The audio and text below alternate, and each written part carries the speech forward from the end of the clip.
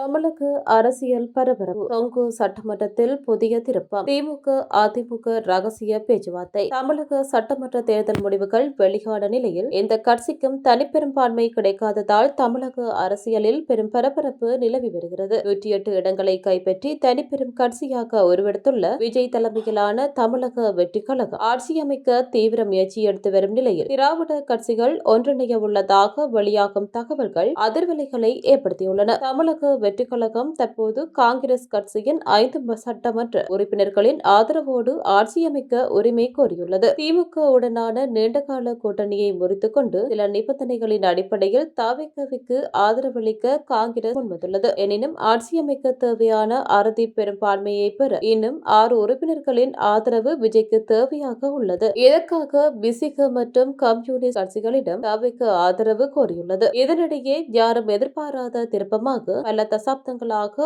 அரசியல் களத்தில் எதிரெதிர் துருவங்களாக செயல்பட்டு வரும் திமுக மற்றும் அதிமுக ஆகிய இரு கட்சிகளும் இணைந்து கூட்டணி ஆட்சி அமைக்க ரகசிய பேச்சுவார்த்தையில் ஈடுபட்டுள்ளதாக தகவல்கள் கசிந்துள்ளன. புதிதாக தொடங்கப்பட்ட தமிழக வெற்றி கழகம் ஆட்சி அதிகாரத்தை கைப்பற்றுவதை தடுக்கும் நோக்கில் திராவிட அரசியலின் இருபெரும் சக்திகளும் ஒன்றிணைய புதிய வியூகம் வகுத்து வருவதாக ஊடக செய்திகள் தெரிவிக்கின்றன. இந்த கூட்டணிக்கு அந்தந்த அணிகளில் உள்ள பிற கட்சிகள் ஆதரவு தெரிவிக்கும் பட்சத்தில் அவர்களால் எளிதாக பெரும்பான்மையை நிரூபிக்க முடியும் என தெரிகிறது. தவிகவிற்கு ஆதரவளிப்பது குறித்து தனது ஆட்சி நிர்வாகிகளுடன் ஆலோசித்து முடிவெடுக்கப்படும் என விசிக தலைவர் திருமாவளவன் தெரிவித்துள்ளார். இதற்கான ஆலோசனை கூட்டம் இன்று நடைபெறவிருந்த நிலையில் அது திடீரென ரத்து செய்யப்பட்டுள்ளது. திராவிட கட்சிகளின் புதிய வியூகம் மற்றும் அரசியல் மாற்றங்களே இந்த கூட்டம் ஒத்திவைக்கப்பட்டதற்கு காரணமாக இருக்கலாம் என கருதப்படுகிறது.